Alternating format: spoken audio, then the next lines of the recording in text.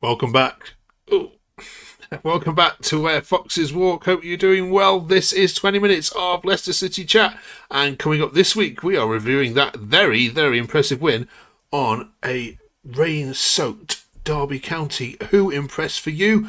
In particular, we're talking about Nelson. He's absolute mustard, fans are saying. We're talking about injury time. What's the best injury time goal we've seen scored by Leicester City? We're talking about the World Cup draw. Who do we think is going to be impressing come this summer that wears a Leicester City shirt? And we're up to letter I in our A to Z of Leicester City chat.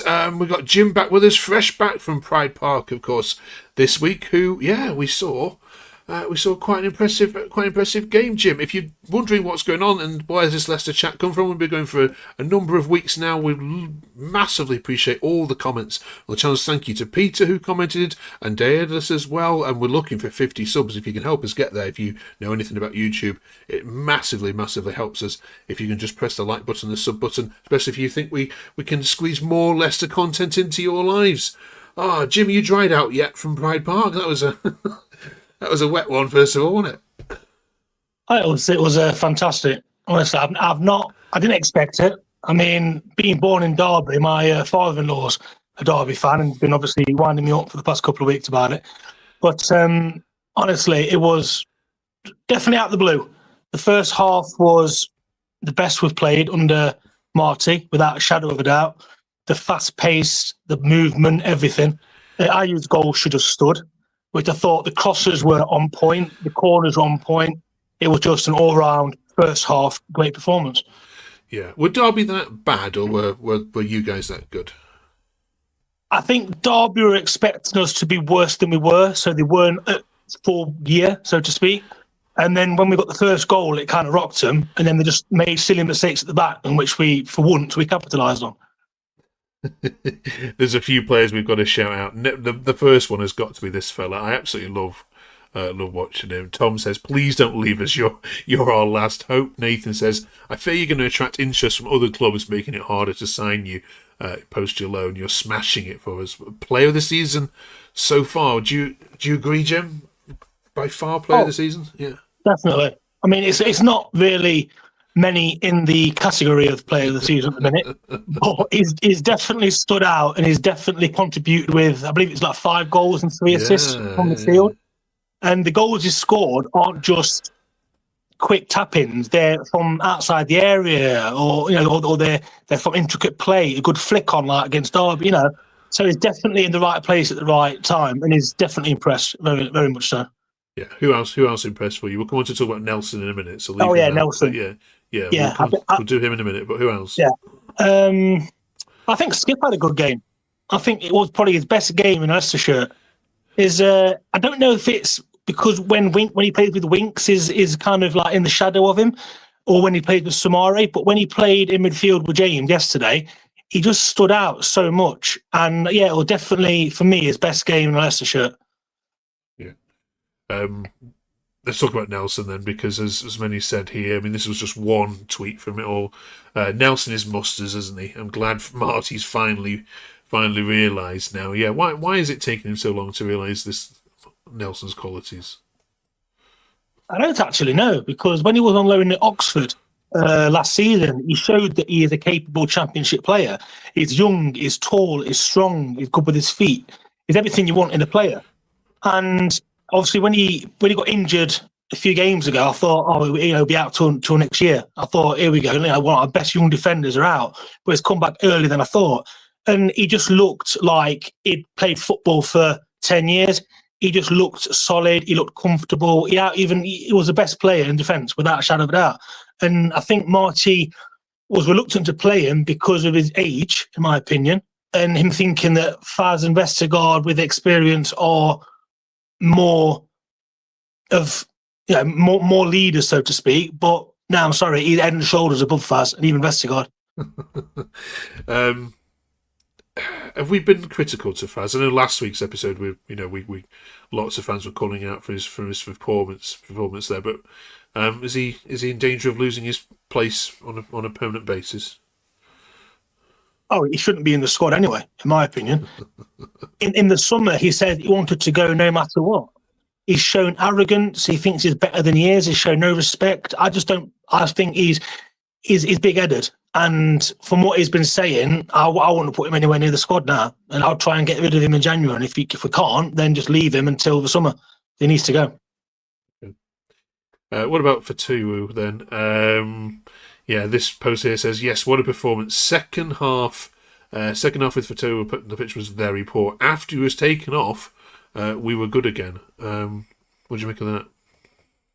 Yeah, I don't know what's happened with him. He's not the same player that he was the first, 5 or 6 games of the season. He's kind of disappearing into the shadows when he plays.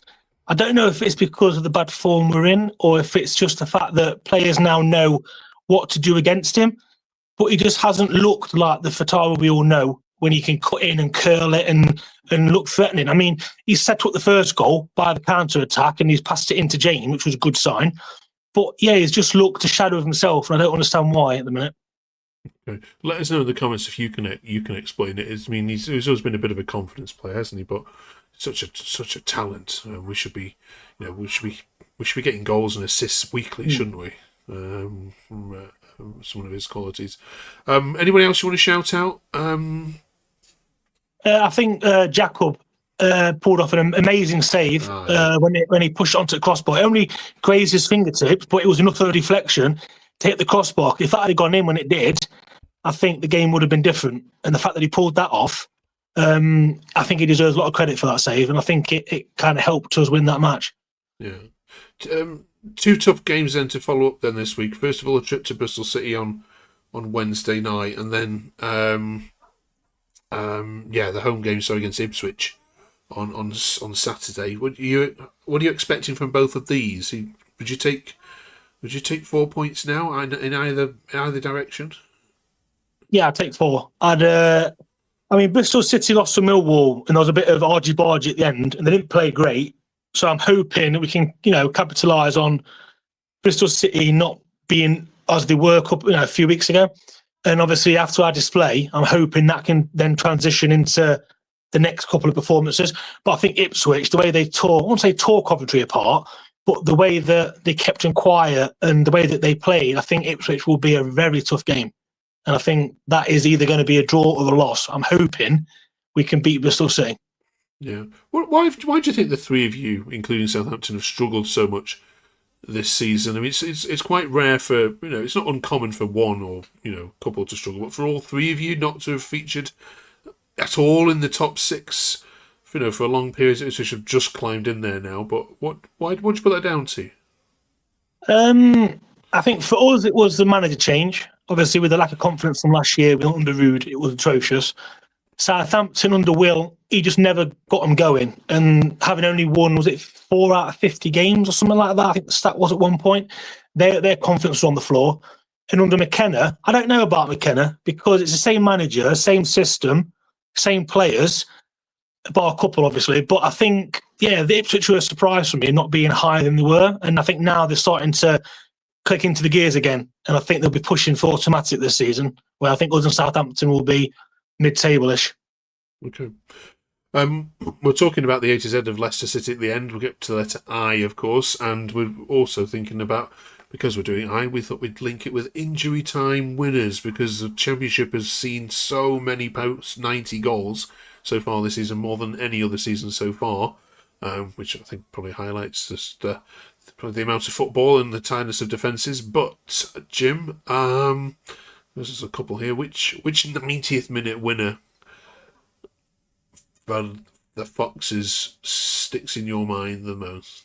The first one that comes to mind, I can't remember that many of them, but the first one comes to mind is Harry Winks against West Brom. They'd equalised not long before full time through Madja, I believe it was, and then we countered them right in the last few minutes of the game, and Winks slid, and it only just went in. I think he miscontrolled it a little bit, but it crept in, and we won 2-1. And I think that result was massive at the time, and it helped us obviously get one of the wins that helped us get promoted that year. But that was a massive, when he celebrated behind the goal and the fans went crazy. That one sticks in mind. I can't think of many off the top of my head without sitting down and proper going through it. But that West Brom one sticks in mind. Yeah, let us know in the comments, please. What's the best Best injury time goal you've ever seen. Yeah. Let us know. We'll read some of these out, of course. Next week, brilliant. We've had the World Cup draw, of course, this week as well, which is a bit of a shambles of an affair. But Yeah.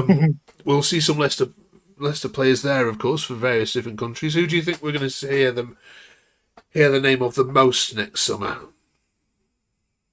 I'm hoping Fatawu actually does well for Ghana. You know, because he's young, he's exciting when he's on it, and I think it's definitely one to keep an eye on. I think big teams might look at him as well, because obviously if he does a good tournament, and that's when the fish start circling, the sharks, sorry. So I think he's one to keep an eye on for us. I think for Fatawu. Yeah, we just don't want him doing well against any of the home nations, do we? No, Think England can win it? No. No, I mean, don't get me wrong. I think Tuchel's doing okay with us, but I don't think we've got a good enough team to beat the likes of a full-strength Spain or France with Mbappe up front, or Germany's picking up again now. And yeah, I think maybe quarters, semis if we're lucky. I'd love to win it. Don't get me wrong. I'd love Finland to win it, but I don't see it. Okay.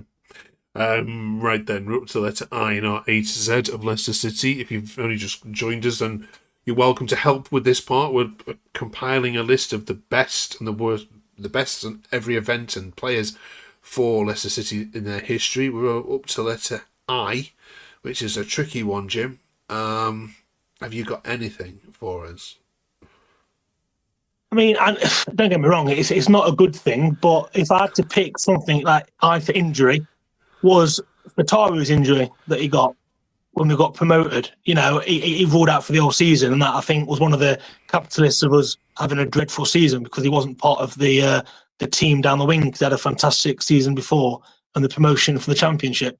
So I can't think of any players with an eye off the top of my head. I could be proven wrong in the comments if anyone says any, but I think that injury to Fataru was a big blow in the Premier League return season, and it cost us a lot, I think.